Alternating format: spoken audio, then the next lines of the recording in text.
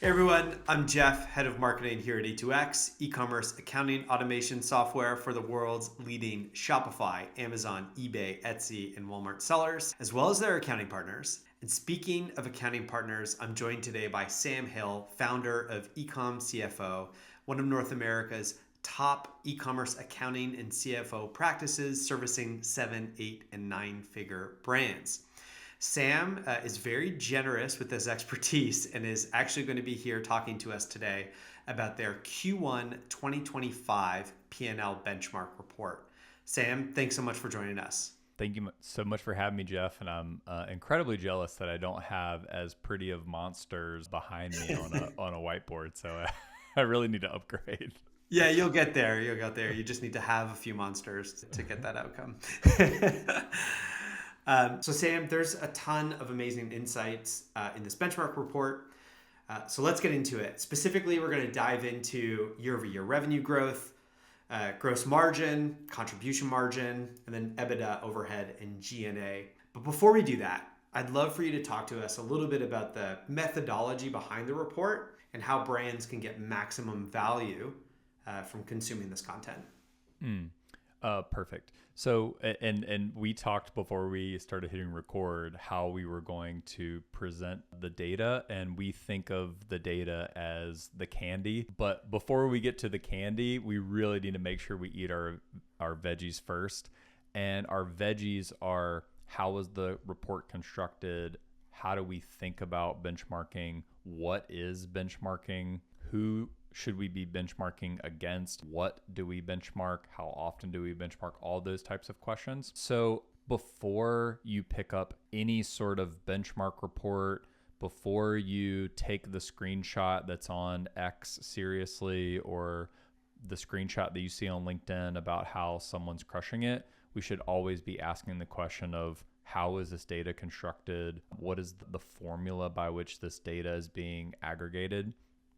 For us, we have an entire methods section in our report. Unfortunately, fewer and fewer people get to the methods section because it's on page 25, but there's an argument that it should be really page 1. So we took a subset of our total client base. It's about 20 companies total. And there's a breakout between the less than $10 million revenue companies, the companies doing 10 to 50 million in revenue, and the companies doing larger than 50 million in revenue. So that's about the sampling that we did. And then what's also important is the date range, or a fancier word, dimension. And what is the time interval? So we're specifically looking at Q1 2025 compared to Q1 2024. So we're trying to get as close to apples as possible. So let's think about what has happened after Q1 this year. All the tariffs, uncertainty, trade war stuff. So yes, we saw some of that happen towards like the very end of Q1, but a lot of that happened in Q2 and starting in Q3 as well. So we just need to add all of that context as we have this conversation, and as you have any sort of conversation about benchmarking and looking at data and comparing yourself to it. Which I think is amazing, because typically this type of information lives in kind of a black box, right? It's not readily available. To your point, like, it's captured in a random snapshot on X. It's one of the benefits, and I think it's also one of the reasons why Ecom CFO put this together, right? Like, you guys have unfiltered access to some incredible information, and you're just trying to level up the industry as a whole by sharing the learnings that are coming from it. Yeah, it was honestly more selfish to start because I just kept getting the same question over and over and over again from all of our clients of: what are you seeing in the market, and how do I compare myself to others? How is my business performing versus other clients? And so we said, okay, well, instead of me and all of our CFOs keeping all that information in their brains and saying anecdotally what's happening, now we have something that we can quantitatively present to both our clients and the public at large, just to help everybody level up, understand where they are, and ideally become bigger, better, more profitable. Okay, so Sam, before we dive into the benchmark report, I think it would probably be useful to provide a primer on the concept of benchmarking, what it means in this context, how people can get maximum value from it. The reality is, like, when you use the word benchmark, it could totally mean different things to different people. What does it mean to us as it relates to a P&L benchmark for e-commerce brands? Yeah, so I had to do a lot of reflection and thought about this and come up with what does the definition really mean for our clients and me. And because you hear the word benchmark and it seems fancier than it is, and then like what's the difference between benchmarking and just looking at my daily revenue or looking at my return on ad spend or whatever. And so the definition that I've put forth is it's the periodic comparison of yourself to yourself and others. And I emphasize yourself because, yes, we should, as much as I love our benchmark report and encourage everyone to read it, the most important benchmark is yourself. And you're going to get a lot more happiness and meaning in your life if you're comparing yourself to yourself first and others second. And to give a little bit more meat to what that really means, like, why do we benchmark? It's really one of three things or all of them: get bigger, get better, or get bought. Just some synonyms of benchmarking is a fancy way to say compare, reference, and measure. And then the last point is probably the biggest differentiator for benchmarking is it's periodic, not continuous. So we had a more development friendly client recently tell me that he built his own app to be able to send him a daily notification of revenue. That ain't benchmarking. And I would argue that that's really probably bad for your mental health, but that's not benchmarking. I think of benchmarking as a more periodic process by which you are going to follow the same methodology to, again, compare yourself to yourself and to others. Can I add a fourth psychological one? Please. Human nature, man. Keeping up with the Joneses. It's just a part of who we are. It's the human condition. Yeah, we're comparison machines. Yeah, 100%. Everyday life. Yeah. Okay, love the definition. Total alignment. So as it relates to this benchmark, because this is the others, who are the others? Yeah, so I think to build our framework here, when we're talking about who I should benchmark against, it's really three things. Again, as we've mentioned, past performance, number one. Number two is other private peers. So as close to apples to your company as possible.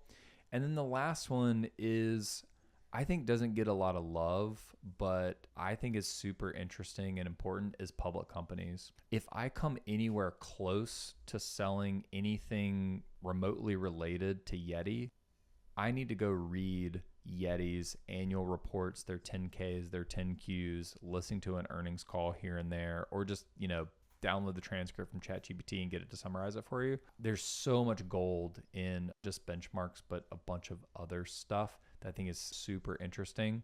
But yeah, really these three are the trifecta.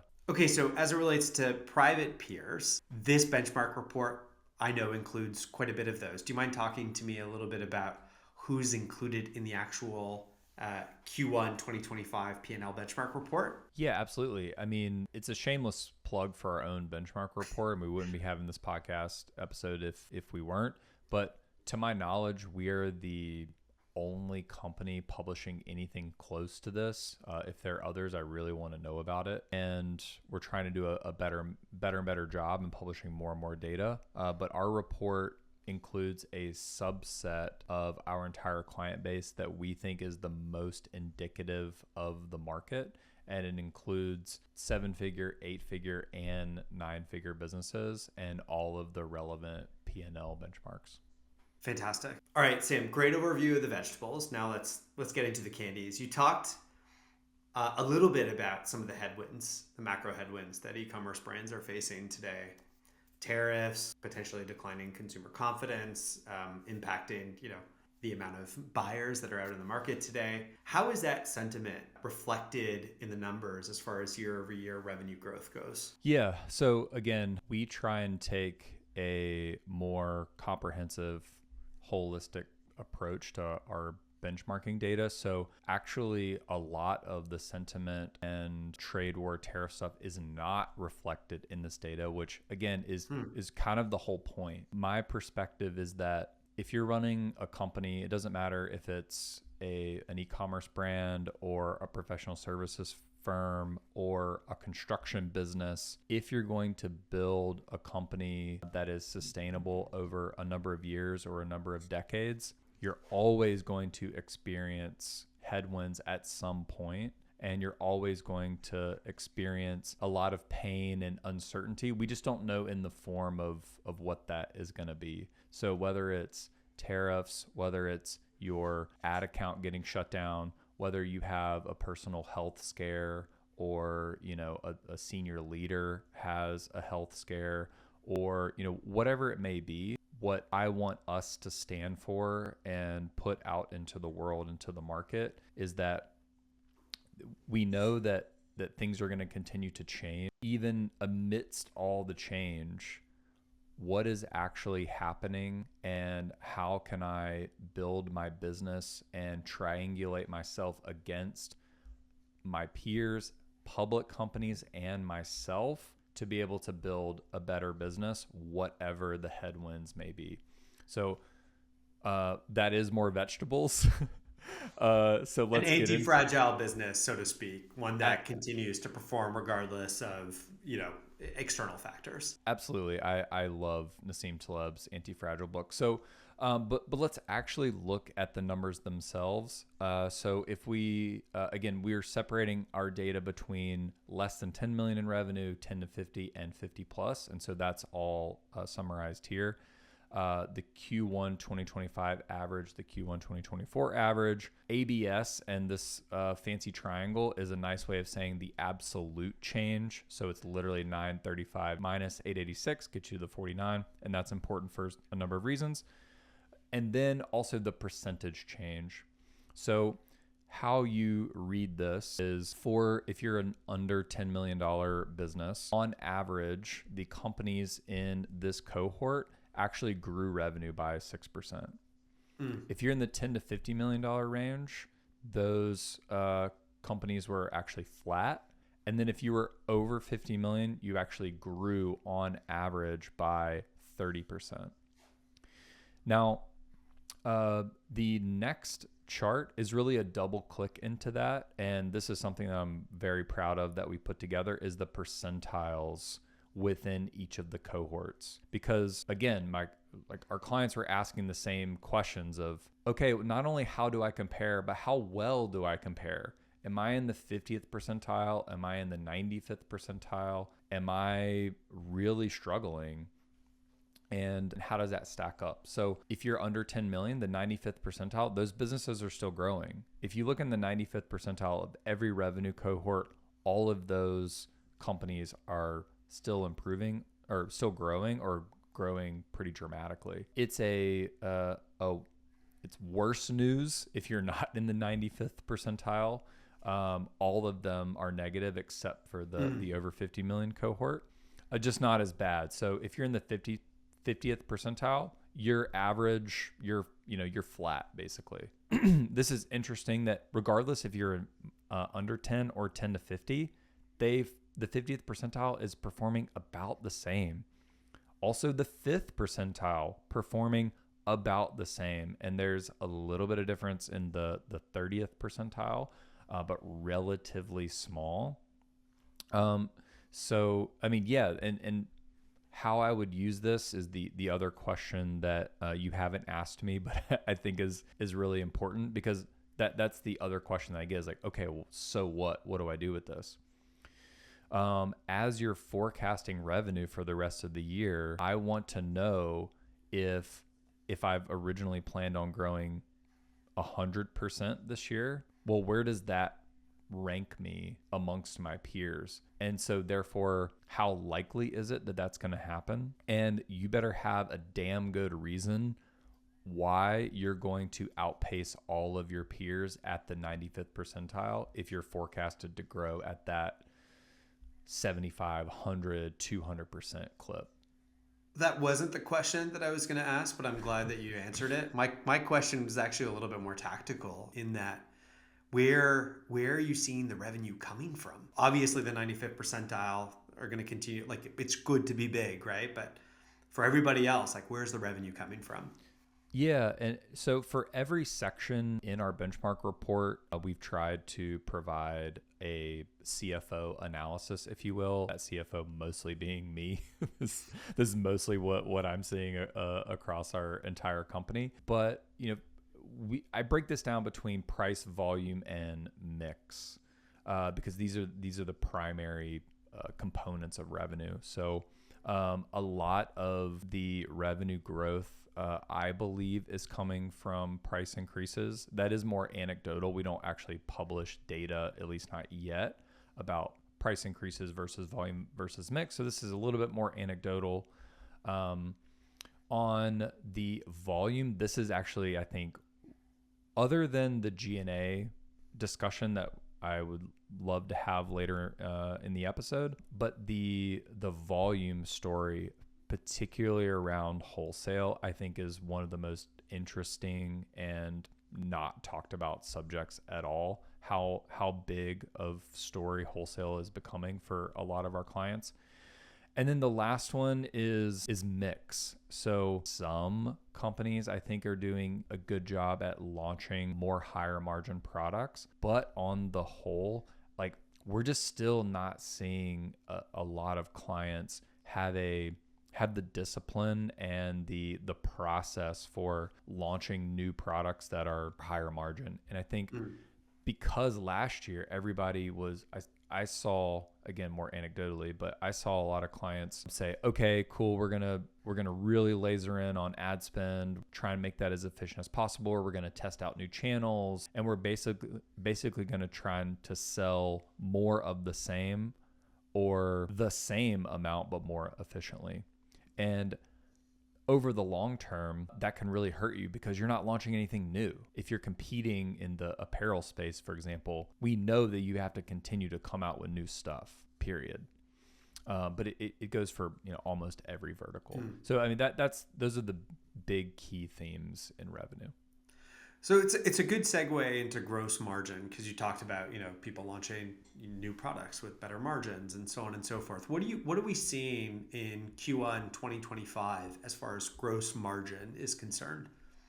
Yeah, I'll try and speed it up because I could talk about this all day. But the most important thing that I took away that really jumped off the page for me is if you look at the $10 to $50 million businesses and the over $50 million businesses, even if you are in the 5th percentile, gross margins are still 70%. If you look in the under 10 million cohort, between the 5th and the 50th percentile, their gross margins are less than 70%. So I have this kind of working thesis in my head that you arguably have to get to that 70% gross margin rate to get to 8 figures. Like, it's very difficult if you're a, let's say, $5 million business right now with 50% gross margins to break into that next level. And, we can talk about the reasons why, et cetera, but I found that very, very interesting in the data. And this is why we actually have to put the data together, that we can't just look at a sample of one. We need to aggregate it all and look at it objectively. Can I put you on the spot for a second? So I love the working thesis, especially as it relates to what it takes to getting into the 8-figure arena. For brands that aren't there yet, that don't have the 70% gross margin, but that want to work their way towards it. Tactically speaking, I know this is an impossible question because it's very contextual, but tactically speaking, how have you seen brands approach that challenge? It's not an impossible question. It's a necessary question. And it's obviously very timely with the tariffs because everyone is reworking their unit economics. I think the real answer is that we view our businesses as our babies, and the products and services that we launch in the world as also our babies. And it's very difficult to take those away. And it's difficult to look at them more objectively. And I think as we've published this data, people have seen, oh, okay, I need to really work on this. And so if you have, let's say, 10 SKUs and 3 of them, unless you're doing like some intentional loss leading stuff, then okay, fine. But if they're in the 40-50% gross margin range and your other products are 70-80%, we may need to take a hard look and cut those SKUs that just aren't there. And then also think about the ones that are almost there, the ones that may be in the 55-60% range. How do we get them over the hump? Do we just raise prices? Is it something about the product that we can tweak? Is it something about the rest of the offer that we can tweak in terms of discounting or refunds and returns? I mean, especially like in the apparel space, implementing a restocking fee, or we just started with a client that they're in the apparel space and they don't accept refunds, period, or they don't accept product back. It's all sales are final. Does that impact conversion rate? You bet it does. But they have really high gross margins. And so then when you have those high gross margins, you have a lot more room to play, and you have a lot more room to fail as well. Yeah. Can I ask you to actually double click on the refund and returns piece? Because I know that it's highlighted in the report.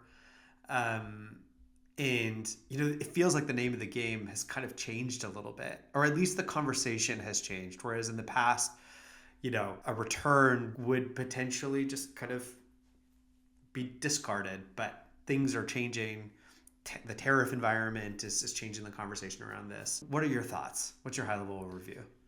Yeah, I mean the history, like everybody knows this, but the history was customer initiates a return, you throw it in the garbage can, or you don't ask for it back. But if my cost for the product are now 30% more, 40% more, 50% more, there's the inflection point of this does make sense to restock. Or maybe I take a harder look at when I'm issuing a refund or a return. Do I need to inspect that product before I actually issue the return? Or is everything just, no questions asked, customer's always right? And so I think that that's changing. So you won't necessarily find that in the data, but the data is very interesting to understand what puts you again in the larger percentiles and the best performing companies. I mean, if we're looking at the over 50 million companies, for example, even if you're in the 5th percentile, their refunds on average are 4%. Some people can't fathom 4% refunds and returns. And in the under 10 million, it was 1%. I mean, that's very, very few returns. And then we can talk about, issuing gift cards instead of cash, et cetera, et cetera. But again, I would just put your company in the context of this data and understand, do I need to actually deploy resources in looking into this issue further? Or are there other parts of the business that I need to actually prioritize first?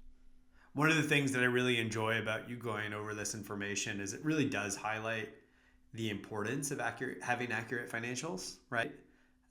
Which comes from having a good accounting process. Got to get that A2X plug in there, baby. Yeah, I love it. I know. It's a little bit of a plug, but it's intentional, right? Like we talk about, accurate financials help you make good business decisions, and it sounds so fluffy, right, and high level, but what you're talking about right now is actually these are the types of decisions that it enables, that it allows people to make to achieve their gross margin objectives of 70%, which helps them get to the 8-figure arena, right?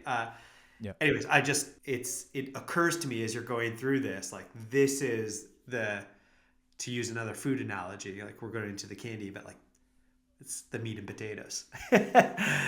Yeah, it is. It definitely is. And even things like refunds and returns. I mean, we see clients struggle with this within their accounting in numerous ways. I mean, one is are canceled orders coming through as refunds and returns? So my refunds may look inflated, but in reality, they may just be canceled orders. Also, how am I viewing a refund versus a return, especially if I'm issuing a gift card? And what is my gift card liability? Like, what is the dollar amount of the total gift cards that I have floating around the world?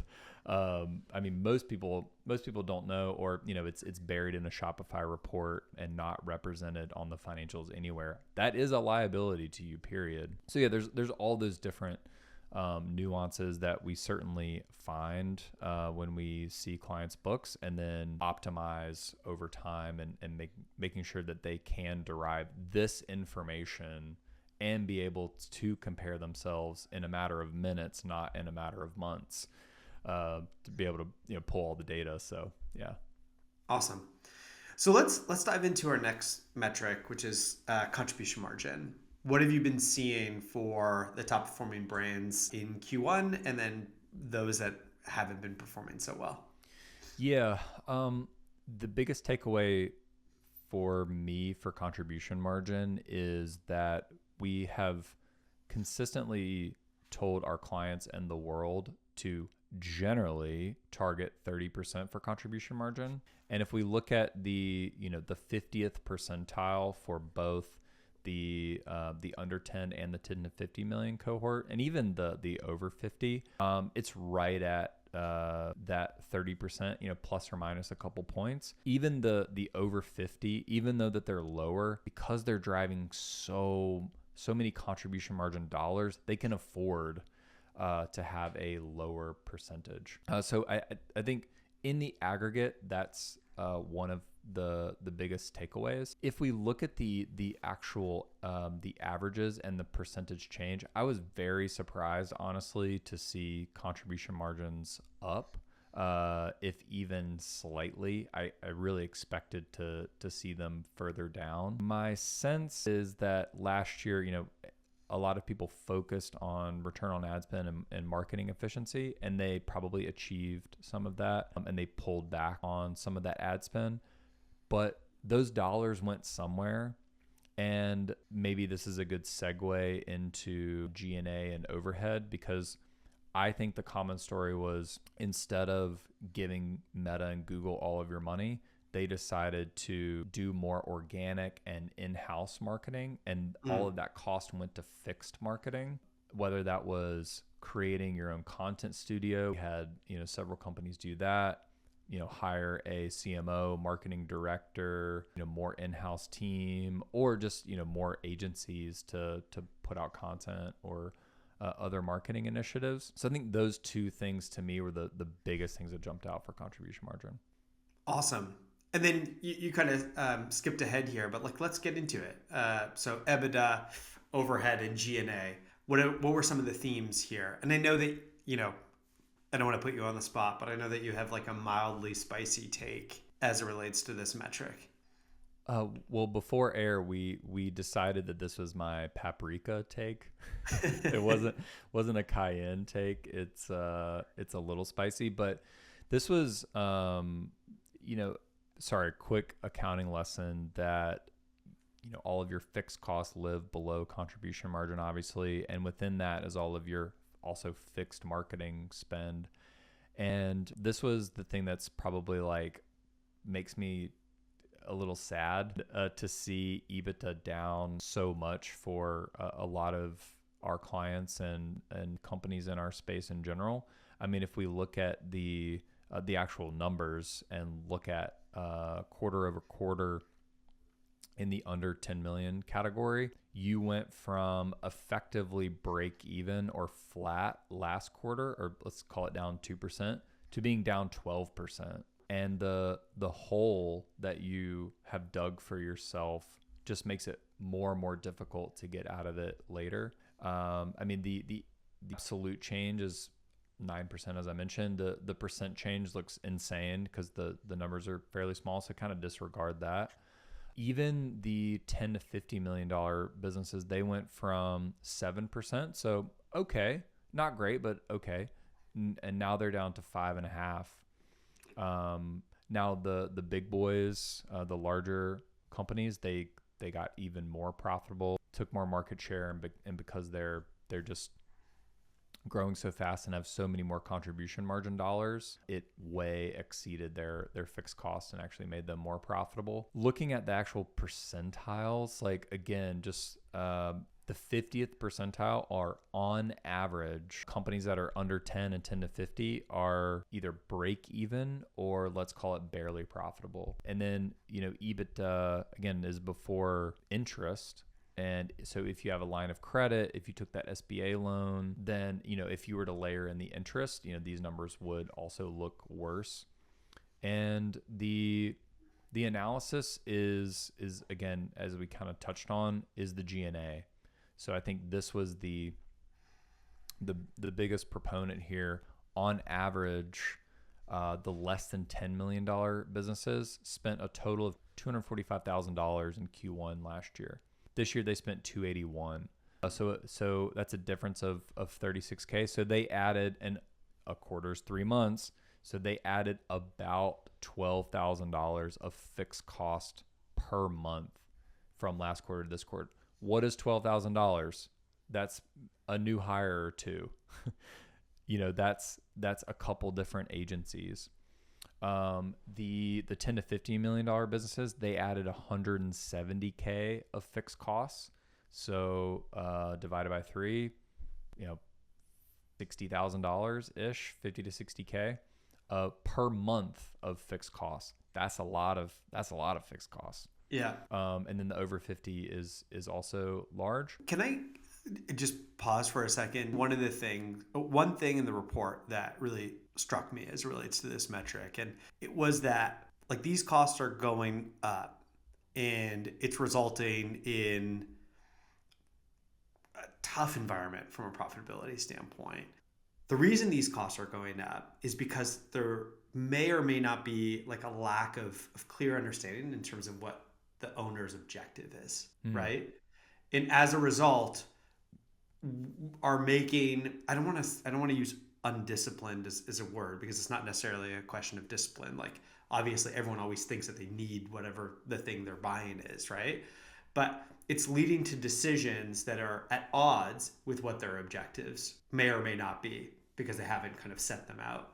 Do you mind talking a little bit about that? Because I think like these two things go kind of hand in hand. Are you talking about like their objectives in terms of like personally?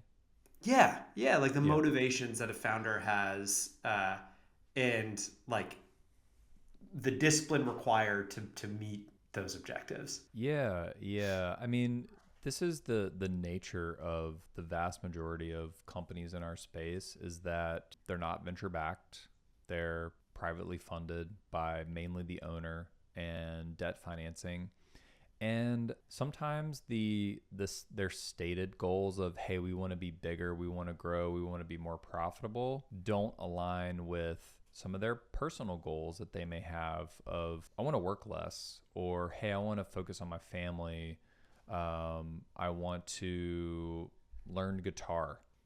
Whatever those things are, that has led to some slippage in discipline because we're humans, we're not just machines and robots constantly taking in all this data and then making the most rational decision that can possibly be made. We are very, very irrational, and the things that we should do are not always fun. It's not fun to cut costs. It's not fun to tell the team that you're not going to do this initiative. And I feel that too as a business owner. I want to work on fun content and marketing stuff. I don't want to go negotiate my Google bill, but that's what it's going to take in the future. And, one of the themes is just everyone is coming for your margin, really including yourself. And what are you going to do about it? Because the universe doesn't care if you want to learn guitar, and if there's always going to be someone else in our space that's willing to do more and compete against you. And we just have to accept that as owners and be more intentional about our actions and how we think about what our real targets are, what are we prepared to do, and then just go execute.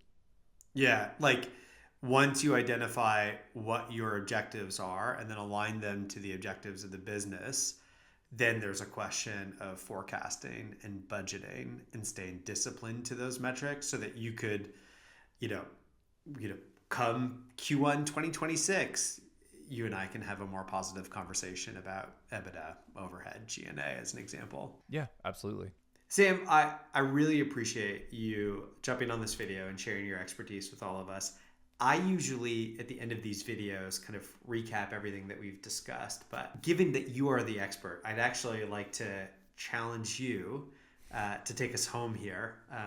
I will say, before you do that, if anyone wants to get in touch with Sam or the Ecom CFO team, you could do so. We're going to put a link in the description below.